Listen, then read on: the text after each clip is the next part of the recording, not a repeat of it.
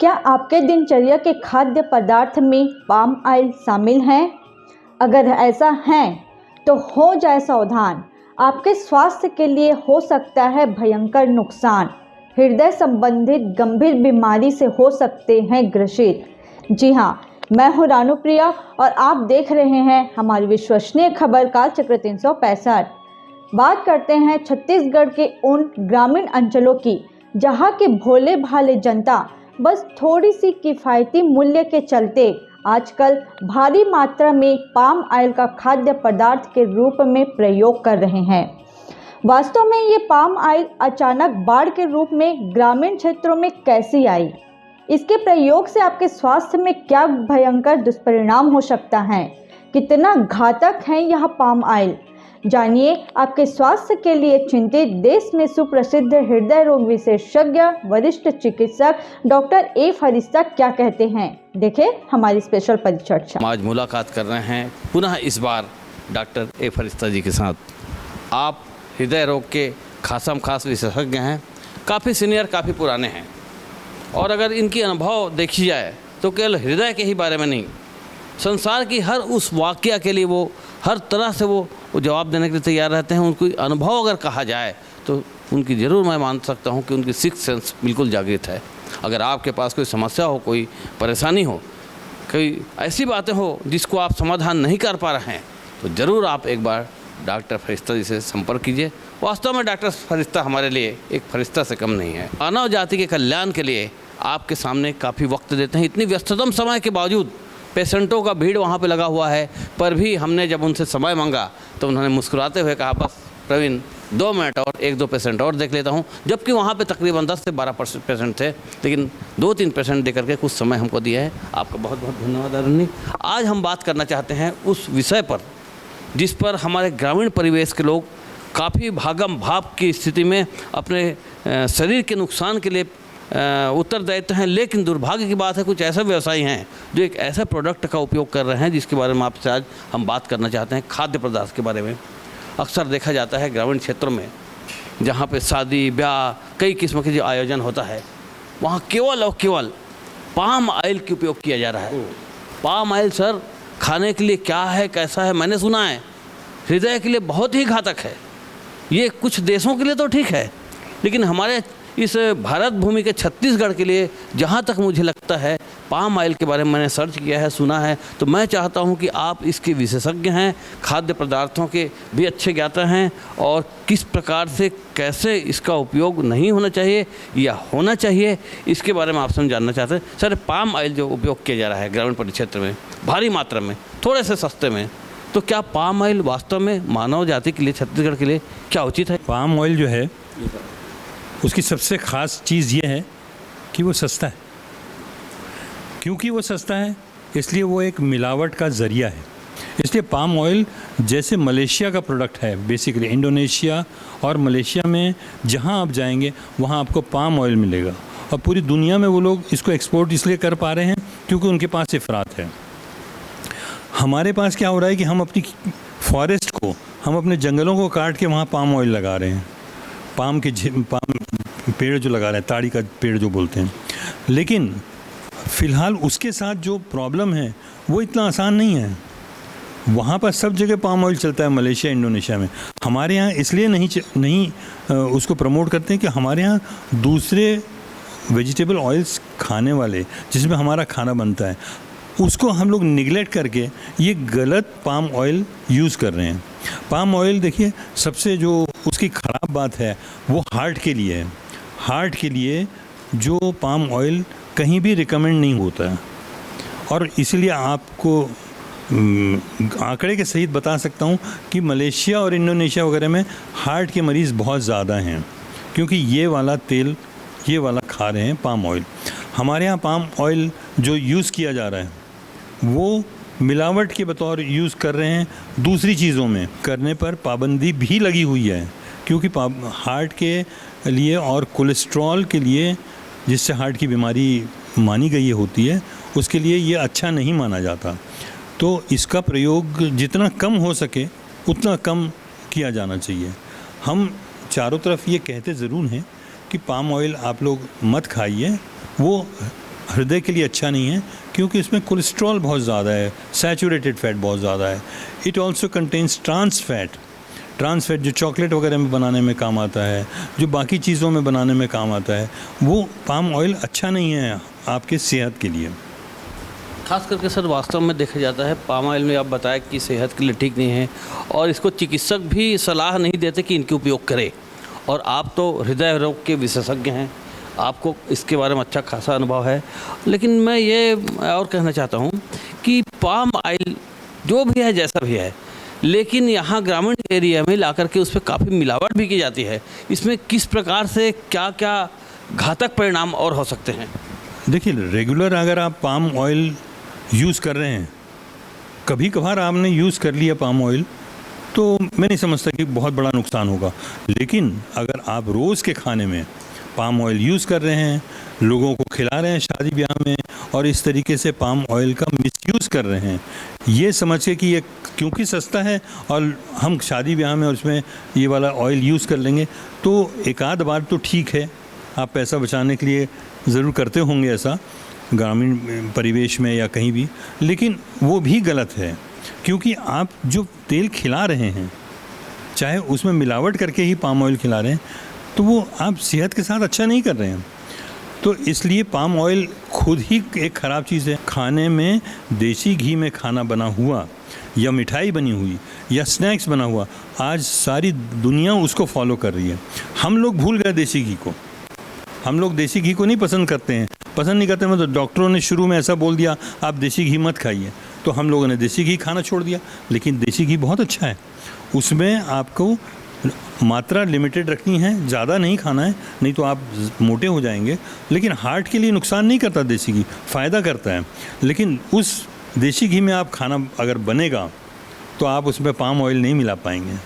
तो ये सबसे बड़ा फ़ायदा देसी घी का तो यही हो गया अपने छत्तीसगढ़ के हिसाब से कि आप देसी घी खाओ भाई, गांव का बना हुआ देसी घी, उससे दुनिया में अच्छा तेल कोई नहीं है। तेल से बेहतर जितने भी तेल मार्केट में आते हैं या बिगड़, चाहे वो राइस ब्रैन ऑयल हो, चाहे सनफ्लावर हो या सफोला, जो भी तेल आ रहे हैं वो सब बेकार हैं। देसी घी के मुकाबले में सारे तेल कहीं नहीं हैं। देसी घी में खाना बनना चाहिए, क्योंकि देसी घी का जो फायर इंडेक्स रहता है, जब देखिए तेल हो या घी, उसको जब आप गर्म करते हैं खाना बनाने के लिए, तो वो बर्निंग पॉइंट होता है उनका एक, तो जिनका हाई रहता है उसमें आराम से खाना बन जाता है, जल्दी बन जाता है, और वो तेल आपको ख़राब नहीं करता, नुकसान नहीं करता शरीर को। वो क्वालिटी देसी घी में है, हर तेल में नहीं होती है। और पाम ऑयल तो बहुत नुकसानकारी है, इसलिए ऑयल से जितना हो सके हमको दूर रहना चाहिए, देसी घी खाना चाहिए। सर ये तो हो गया देसी घी की मात्रा, लेकिन देसी घी इतनी पूर्ति नहीं हो सकती। ऐसे स्थिति में कौन सा ऐसा वनस्पति का तेल है जो मानव जाति के लिए वर्तमान स्थिति के लिए फ़ायदेमंद है? देखिए, क्लेम तो बहुत सारे तेल करते हैं और डॉक्टर लोग रिकमेंड भी करते हैं। ऑलिव ऑयल मैं प्रेफर करता हूँ, और पूरी दुनिया आजकल ऑलिव ऑयल को पहला नंबर मानती है कि वो ऑलिव ऑयल आप खाइए, और उसमें भी बहुत सारे ब्रांड हैं। लेकिन बहुत अलसी का तेल बहुत महंगा होता है हमारे ग्रामीण क्षेत्रों के लिए।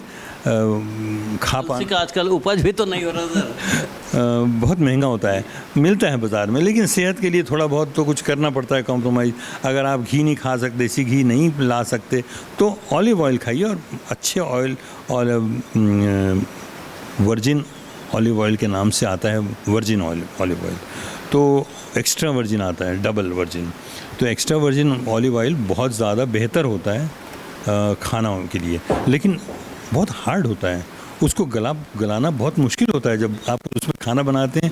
तो इसलिए उसको ज़्यादातर जब आप सलाद की बनाते हैं तो उसके ऊपर उसको छिड़कते हैं, तो वैसे काम के लिए ज़्यादा उपयोगी होता है ऑलिव ऑयल। लेकिन फिर भी ऑलिव ऑयल आज की तारीख में चारों तरफ उसी को रिकमेंड किया जाता है। ये तो हो गया सर, लेकिन फिलहाल क्या है, अधिकांश देखा जाता है मिडिल क्लास वालों के लिए, जिनकी जेबें सीमित है, जिनके पास बटुए नहीं है, कम है, उनके पास 3 ऑप्शन आ जाए सर। एक तो राइस ब्रांड, जिसे आप लोग बिल्कुल इनकार करते हैं, बिल्कुल नहीं। एक तो सनफ्लावर आता है, और दूसरी सोयाबीन की ऑयल आती है। सर ये सनफ्लावर और सोयाबीन क्या मिडिल क्लास वालों के लिए उचित है बस बनस्पत आपके राइस ब्रांड से? डेफिनेटली ज़रूर, सोयाबीन ऑयल बहुत बेहतर है, तो इसलिए उसका यूज़ आप कर सकते हो। राइस ब्रेन के वो ऊपर है, हृदय के हिसाब से भी और अन्य बीमारियों के हिसाब से भी आप सोयाबीन प्रेफर कर सकते हैं। तो सोयाबीन और सूर्यमुखी में ये जो ऑयल जो निकलती है, ये दोनों में से कौन सा और ज़्यादा उचित होगा? दोनों में से सिर्फ नारियल तेल में खाना बनना चाहिए। नारियल तेल दुनिया की सबसे अच्छी ऑयल होती है और दुनिया में कहीं नहीं कहा गया है कि नारियल तेल में खाना नहीं बनता है। नारियल तेल में केरला में और साउथ इंडिया में पूरा खाना नारियल तेल में बनता है और वहाँ के लोगों को हार्ट की बीमारी कम होती है, दूसरी बीमारी भी बहुत कम होती है। नारियल तेल हमारे यहाँ होने वाला, अपने देश में होने वाला नारियल तेल सर्वश्रेष्ठ है। न कोई सोया तेल, न कोई सनफ्लावर तेल, किसी का कोई कंपैरिजन नहीं। आप नारियल तेल में खाना बनाइए, धीरे धीरे करके लोगों की आदत हो जाएगी। आदत हो जाएगी तो वो उसी तेल को पसंद करेंगे और अच्छा भी है, तो धीरे धीरे आदत डलवाइए। और ये आप लोग अपने परिप्रेक्ष्य में, किसानों के परिप्रेक्ष्य में मैं ये ज़रूर कहना चाहूँगा कि आप नारियल तेल को न सिर्फ खाइए, शरीर पे भी लगाइए, चोटों पे भी लगाइए, कहीं भी यूज़ कर सकते हैं नारियल तेल। आपको कोई बीमारी हो उसमें सबसे पहले आप नारियल तेल लगाइए। क्या बात है, कितनी बड़ी निचोड़ बात में निकल गई नारियल तेल के बारे में। वास्तव में कहा जाए तो नारियल तेल के बारे में जो सर ने बताया है बहुत ही सर्वोत्तम बात है। केरला में भी देखा जाता है, ये भी सर ने बताया कि उस क्षेत्र में जहाँ नारियल तेल के उपयोग की जाती है, हार्ट के पेशेंट बहुत कम है, अन्य बीमारियों के भी पेशेंट बहुत कम है। यानी कि आप भी ज़रा ख्याल रखिए, नारियल तेल हो सके अधिकांश उपयोग कीजिए। सर एक चीज़ और, ये जो कम उम्र में अधिकांश हार्ट की बीमारियाँ, ब्रेन की परेशानियाँ, लीवर की परेशानियाँ, कई किस्मों की बीमारियाँ, ये पहले नहीं हुआ करता था। क्या हम इसको माने कि कोरोना काल के वैक्सीन का कुछ दुष्प्रभाव, अगर ऐसा लगता है? आपने मेरे मुंह की बात छीन ली। एक्चुअली मैंने अभी और एक जगह भी ये बात कही कि आप कोविड के वैक्सीन को इतना अब तो टाइम निकल गया, फिर भी कोविड के वैक्सीन से हमको जो नुकसान हुआ, पूरी दुनिया को हुआ, सब जगह से केसेस आ रहे हैं, लेकिन जो अपने यहाँ पर अपन देख रहे हैं उसमें ये पता लग रहा है कि कोविड का वैक्सीन हमारे शरीर को अभी तक नहीं छोड़ा। जबकि कोविड बीमारी हमें सिर्फ 6 महीने तकलीफ़ दे सकती है, उसका वायरस हमारे शरीर में फिर नहीं मिलता, साइंटिस्ट लोगों का कहना है। लेकिन कोविड के वैक्सीन का जो वायरस है, क्योंकि जब वैक्सीन बना के हम लोग शरीर में डालते हैं, एक बार एक डोज दिया, फिर 1 महीने बाद दूसरा दिया, फिर तीसरा भी लगाने की तैयारी थी, है ना, लेकिन तीसरा नहीं लग पाया, इसलिए क्योंकि वो बैन हो गया। अमेरिका सीनेट ने उसे बैन कर दिया। अब कोविड का वैक्सीन दुनिया में कहीं नहीं लग रहा है, और जो थे, जो शेल्फ में भी थे, जो फैक्ट्रीज़ में भी थे, उनको भी वापस बुलवा लिया गया। तो कोविड का वैक्सीन हमको बहुत नुकसान किया, लेकिन अब तो लग गया, 1 नहीं 2 बार लग गया, और शरीर को अभी तक छोड़ा है कि नहीं, इस पर भी अभी कोई रिसर्च पूरी नहीं हुई है।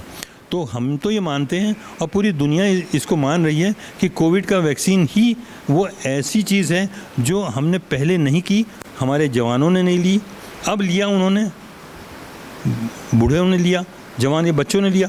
और बच्चों को आज जिम में जाते हैं, वहाँ उनको दिल का दौरा पड़ जाता है, झट से वहाँ गिर जाते हैं, मर जाते हैं, कुछ बहुत मुश्किल से बचते हैं। तो वो बचते हैं अपने शक्ति की वजह से, जो उनमें बीमारी से लड़ने की प्रतिरोध की क्षमता हो, वो क्षमता बच्चों में उतनी डेवलप होती है, इसलिए वो बच जाते हैं कई बार। लेकिन उससे नुकसान जो हुआ है, कई लोगों को, मैंने तो अपनी प्रैक्टिस में इतने लोगों को इतना कुछ होते देखा। अभी परसों एक मरीज़ मैंने देखा जो, मतलब ये तो काफ़ी एज है, 28 साल मेरे लिए आजकल बहुत बड़ी उम्र में मानने लग गया। 28 साल का है, उसमें ऐसी कोई गलत आदत नहीं है, दुबला पतला सब कुछ है, लेकिन उसको हार्ट का अटैक आ गया, दिल दौरा पड़ा। मैंने, मेरे हॉस्पिटल में आया, मैंने उनसे कहा कि इनका CRP कराइए तुरंत, अब मेरे को रिपोर्ट बताओ, एंजियोग्राफी बाद में होती रहेगी, पहले CRP करवाओ। यह वो व्यक्ति है जिसको कोविड होने के बाद मायोकार्डिटिस से हुआ, इसकी नलियां बिल्कुल ठीक निकलेंगी, एंजियोग्राफी होती रहेगी, और उसकी एंजियोग्राफी की रिपोर्ट हो गई, उसकी वेल्व जो नलियां हैं वो नॉर्मल है, लेकिन CRP उसका बढ़ा हुआ नहीं है। इस ब्लड का एक टेस्ट है, तो ये पता लग गया कि उसकी नलियां नॉर्मल है, तो फिर हार्ट अटैक कैसे आ गया? हमारी शिक्षा तो यही है ना कि भाई आपको हार्ट अटैक तभी आता है जब आपकी नलियों में सिकुड़न ब्लॉक हो जाती हैं, तो ब्लॉक नहीं, फिर भी अटैक आ गया। तो ये सब चीज़ें और 28 साल का है, मैंने 19 साल के, 25 साल के, 24 साल के लोगों में, युवकों में देखा है, मरते हुए भी देखा है, बचते हुए भी देखा है, और नलियाँ नॉर्मल हो रहती हुई देखा। तो मुझे तो कहने में कोई आपत्ति नहीं, मुझे तो पूरा विश्वास है कि ये सब कोविड की ही वैक्सीन की देन है। अब जो हो गया, जो हमको भी लगा, आपको भी लगा है, सभी लोगों को लगा है, तो अब जो हो गया उसका क्या कर सकते हैं? कुछ नहीं। अब हमारी शक्ति है, हमको योगा करना चाहिए, हमको अपना काम करना चाहिए, हमको 6 से 8 घंटा सोना चाहिए, पूजा पाठ करना चाहिए, कुछ धर्म का काम करना चाहिए, कुछ गरीबों की सेवा करना चाहिए, तब हमारी इम्यूनिटी बढ़ेगी। जब हमारी इम्यूनिटी बढ़ेगी और बढ़ी हुई रहेगी, तभी हम मायोकार्डाइटिस और कोविड वैक्सीन के दुष्प्रभाव से बचे रहेंगे। ये कितनी सारगर्भित बात डॉक्टर साहब ने बताया है कि ये जो वैक्सीन है, जिसका दुष्प्रभाव लंबे समय तक से शरीर में स्थायी रूप में भी बना हुआ है, जो शरीर से निकल पाया है कि नहीं निकल पाया, रिमूव हुआ है कि नहीं हुआ है, इसके बारे में कह पाना मुश्किल है, शोध का विषय है। लेकिन अगर इन चीज़ों से अगर निजात पानी है तो मान करके चलिए आपको बहुत सारे काम करने पड़ेंगे जो आपका दिल गवाही देता हो, और आपको धर्मार्थ की ओर जाना जरूरी है, आपको योगा की ओर जाना जरूरी है, सात्विक जीवन जीना जरूरी है, दान पुण्य भी करना जरूरी है, ताकि आपकी आत्मा आपको गवाही दे कि आप एक अच्छे इंसान हैं। देखिए कितनी बड़ी बात है, आज सौभाग्य की बात रही कि आज हम डॉक्टर फरिश्ता के पास बैठे हैं। सर एक और, आप चूँकि छत्तीसगढ़ में हैं और मैं चाहता हूँ कि आप छत्तीसगढ़ी में थोड़ी दिन बोलते हो, तो तब लोगन है ये समझी कि वास्तव में हमारे छत्तीसगढ़ के हितैषी हमारे डॉक्टर फरिश्ता हवे। हालांकि डॉक्टर फरिश्ता से मुलाकात करना बड़ा मुश्किल हो जाते, लेकिन इतना सहज हृदय के, इतना सहज व्यक्तित्व के धनी हैं कि अगर आप एक बार मिलो तो गदगद हो जाओ। और जब भी आप लोग कोई परेशानी होती है, कोई ज़रूरी नहीं है कि आप हार्ट के ही बीमारी के बारे में हो, सर के नंबर हमेशा खुले रहते और व्यस्त होने के बावजूद आप बात कर सकते हैं। कोई भी दिल में अगर कोई बात हो, कोई संशय हो, कोई परेशानी हो स्वास्थ्य संबंधित, तो आप ओकर से बात कर सकते। सर एक चीज़ हो, आप मन छत्तीसगढ़ वासी मन भर खास करके जो वर्तमान परिवेश में जो मन जिया थे, जो वातावरण में हवे, प्रदूषण युक्त वातावरण में, तो ऐसे कोई बात बताओ जेकर से छत्तीसगढ़िया मन ला सबक मिले और छत्तीसगढ़िया मन ला सीख मिले और हम मन ला ऐसे लगे कि आप हमारे हितैषी हो। का संदेश देना चाहते हो? मैं तो सारी दुनिया, मैं तो एक ही चीज़ बोलता हूँ, मोरे पास कोई शहर के मरीज़ बहुत आते, गांव के मरीज़ ओकर से ज़्यादा आते, लगभग 80% गांव के मरीज़ रहते, 20% शहर के मरीज़ रहते। मैं शहर वासियों को तो हमेशा ये चीज़ बोलता हूँ कि देखो तुमन जो है ना, गांव के लोगों को देख, और तुम जिम में जात हो, कसरत करते हो, साइकिल चलाते हो, अरे हमारे गांव वाले, हमारे छत्तीसगढ़ वाले तो ये 5-10 किलोमीटर तो यूँ ही चल देते हैं। ऐसे ही वो गांव में अपन पुराने ज़माने में निकालते थे कुआं से पानी बाईबन, वो अपना चक्की चलाते रहे। तुमन करवो का, तुमन लोग जिम जाके करते हो, वो रस्सी ऐसे लिए के। हमारे गाँव के लोग, छत्तीसगढ़ की संस्कृति रही, हमारे यहाँ के लोगों, बस एक ही चीज़ हमारे यहाँ खराब है छत्तीसगढ़ में, वो है नशा, दारू। क्या है वो जोगी जी हमेशा बोलते थे, मुर्गा भात, तो बोकरा भात, बोकरा। तो ये भैया देख, तुमन के डॉक्टर हूँ मैं चाहता हूँ कि तुमन एक चीज़ मोर मानो बस, और कुछ माने की ज़रूरत नहीं है। जो खाते हो, जैसा रहते हो, सब बने हैं। बस एक ही चीज़ तुमन खराब करते हो, एक नशा को छोड़े पड़िए। और मांसाहार सर ज़्यादा नहीं बोलूँ, मोर छत्तीसगढ़ वासी, अगर एकदम से मना कर दूँ मोर छत्तीसगढ़ वासी तो मैं मना नहीं करूँ, पर कम कर दो।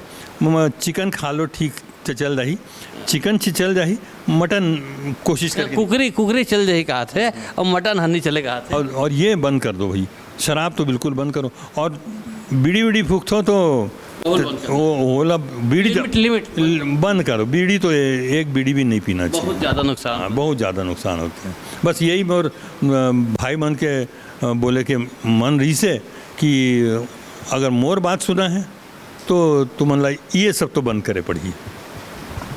देखो आप मन है हमार डॉक्टर फरिश्ता कि आप मन की बोली भाषा में, गोठ में भी छत्तीसगढ़ी में बात करे में नहीं हिचकिचाई से, और मैं चाहता हूँ कि बिल्कुल डॉक्टर साहब के वो बात ला बिल्कुल अमल करो, जेकर से आपके स्वास्थ्य में लाभ रहे, आप लंबा समय तक जियो, चिरायु रहो, सतायु रहो, और स्वस्थ जीवन जीते हुए अपन जिंदगी ला पार करो।